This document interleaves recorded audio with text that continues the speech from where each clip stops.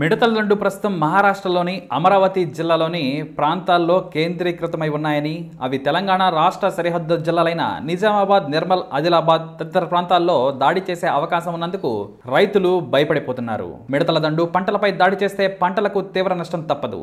ప్రత్యేక వాతావరణ పరిస్థితులలో మిడతలు విజృంభిస్తూ గాలులతో పాటు అతి తక్కువ సమయంలోనే దూర ప్రాంతాలకు గంటకు 5 నుంచి 130 కిలోమీటర్ల వేగంతో పయనిస్తాయి. ఇవి దాదాపు అన్ని రకాల పంటలపై దాడి చేసి తింటాయి. కాబట్టి ముందస్తు చర్యలు తీసుకోవడం తప్పనిసరి అని చాలామంది అధికారులు ఇప్పటికే సూచిస్తూ ఉన్నారు. అయితే ఈ క్రమంలో ఉత్తరప్రదేశ్లోని ఝాన్సీ ఎస్పీ రాహుల్ శ్రీవాత్సవ్ అనే అతను ఒక ట్వీట్ చేశాడు. ఇప్పుడు ఇది వైరల్గా మారుతుంది. ఈ వీడియోలో ఓ రైతు ఫ్యాన్ రెక్కలతో తయారు చేసిన యంత్రం డబ్బాని బాదుతూ పెద్ద పెద్ద శబ్దాలను చేస్తూ ఉంటుంది. దీనికి ఎటువంటి కరెంటు కానీ ఎటువంటి మోటార్ సాయం కానీ అవసరం లేదు. గాలి ఒత్తిడికి గిరాగిరా తిరిగితే చాలు ఆ ఫ్యాన్ రెక్కలు డబ్బాను పెద్ద శబ్దం వచ్చేలా చేస్తాయి.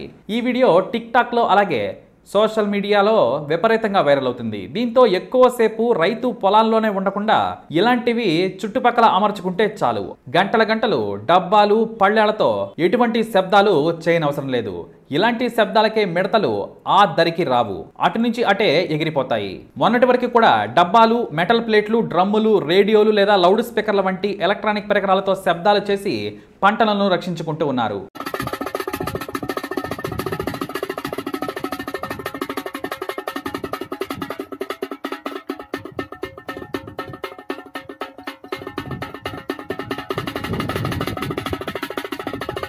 ఇక అలాగే వేప రసాయనాలను 15 లీటర్ల నీటిలో 45 మిల్లీలీటర్ల చొప్పున కలిపినట్లయితే ఇదంతా కూడా పొలంపై పిచికారీ చేస్తే మిడతలను ఆ దరికి రాకుండా చేయవచ్చు.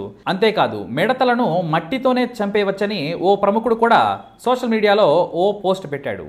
అది కూడా ఇప్పుడు వైరల్ అవుతుంది. మీ పొలంలో 2/4 అడుగుల గుంట తీసి ఆ మట్టిని 200 లీటర్ల నీటికి 30 కేజీల మట్టి చప్పున కలిపి ఒక బురదలాగా చేయాలి. ఆ బురదంతా కూడా పొలంపై పిచికారీ చేయాలి. నీరు బురదగా ఉంది కాబట్టి పంటకు ఇబ్బంది అవుతుందేమో అని ఆలోచించక్కర్లేదు. మట్టి ఉండడం వలన ప్రస్తుతం ఎండల తాకి నుంచి కూడా మొక్కలు తట్టుకుంటాయి. ఇక మీరు బురదను పొలంపై చల్లడం వలన అవి పొలంపై అతుక్కుపోతాయి. ఇక అలాగే గట్టిగా ఉన్న బురదను మొదళ్లలో పెట్టాలి. బురద మట్టి ధాన్యంపై పెరిగిపోవడం వలన మిడతలు వాటిని తినలేవు. ఎందుకంటే మిడతలకు కాలేయం అనేది ఉండదు కాబట్టి అది జీర్ణం కాదు, తిన్న కాసేపటికే చనిపోతుంది. అలా బురద ఉన్న పంట వైపు మిడతలు దాదాపుగా రావు. ఇక దీనికి ఖర్చు అయ్యేది కూడా చాలా తక్కువే అని చెప్పాలి. ఈ విధంగా కూడా పంటలను రక్షించుకోవచ్చు. ఇక అలాగే ఎండిన పొలాల్లో లేదా చుట్టుపక్కల మంటలు వేసినట్లయితే మిడతల దండు అటువైపు రావు. పొలం గట్టులపై పంట చుట్టూ కూడా కలుపు లేకుండా చూసుకోవడం కూడా మన బాధ్యతే. ఈ విధంగా మనం పంట పొలాలను రక్షించుకోవచ్చు. ఇక మిడతలను చైనాకు పంపిస్తే ఫ్రై చేసుకుని తినేస్తారు కదా అని ఇంటర్నెట్లో జోకులు కూడా పెలుతున్నాయి. వాస్తవానికి మన భారతీయులు కూడా మిడతలను ఎక్కువగా ఇష్టపడి తినేవారు ఉన్నారట.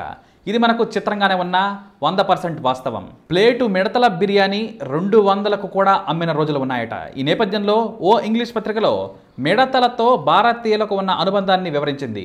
1960 కాలంలో ఢిల్లీ ప్రజలు మిడతలతో రకరకాల వంటకాలు తయారు చేసుకుని తిన్నారట. అలావుద్దీన్ సాబ్ అనే వ్యక్తి ఓ పత్రికకు ఇంటర్వ్యూ కూడా ఇచ్చారు. అతనికి 7-8 ఏళ్ళు ఉన్నప్పుడు మేడపైకి వెళ్లి టవల్తో గాల్లో ఊపుతూ మిడతలను పట్టేవాడట. ఇక ఏకంగా ఆ టవల్తో 30 నుంచి 40 చిన్న సైజు ఉన్న మిడతలు పట్టుకొని వారి ఇంటికి ఇస్తే రెక్కలు, కాళ్ళు, తలభాగాలు తీసేసి నీటిలో వేసి వాళ్ళమ్మ కడిగేదట. ఆ తర్వాత ఉల్లిపాయలతో కలిపి వాటిని బాగా వేడి చేసి టమాటాలు, గరం మసాలా వేసి కూరలాగా చేసి వండి పెట్టేదట. అదెంతో టేస్టీగా ఉందని చెబుతున్నాడు అలావుద్దీన్ సాబ్ అనే వ్యక్తి. అప్పట్లో మిడతల సమస్య ఎక్కువగా ఉండేది కాబట్టి వాటిని పట్టుకొని వంటల్లో వాడేవాళ్ళట. ఇక పూర్తిగా ఎదిగిన ఓ మిడతలో 62% ప్రోటీన్లు ఉంటాయి, 17% కొవ్వులు ఉంటాయి. మిడతలను ఆహారంగా తినడం వలన మంచి ప్రోటీన్లు బాడీకి అందుతాయట. ఇది మాత్రం నిజం. ఎందుకంటే రైతు కష్టించి పొలం దున్ని పంట పండించి వాటిని మనకు చేరవేస్తేనే మనం ఆరోగ్యంగా ఉంటున్నాం. మరి అలాంటివి పంట దశలోనే తినిపారేసి ఇవి ఇంకెంత హెల్దీగా ఉంటున్నాయో మీరే ఆలోచించండి. రైతు కష్టాన్ని కోకటి వేళతో సహా పీకి దోచుకుంటున్నాయి ఈ మిడతలు. ఇవి గనక ఇలాగే చేస్తే మనకు తినడానికి తిండి కూడా ఉండదు.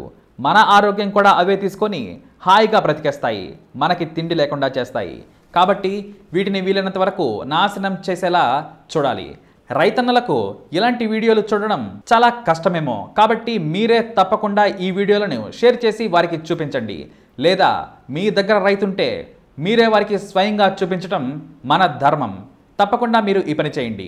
మిడతల సమస్యను పోగొట్టి మన రైతులను బ్రతికించుకుందాం, మనం కూడా బ్రతుకుదాం. మరి తప్పకుండా రైతు కోసం ఈ వీడియోని షేర్ చేసి లైక్ చేయండి. ఇలాంటి మరిన్ని వీడియోస్ కోసం మా ఛానల్ని సబ్స్క్రైబ్ చేసుకోండి.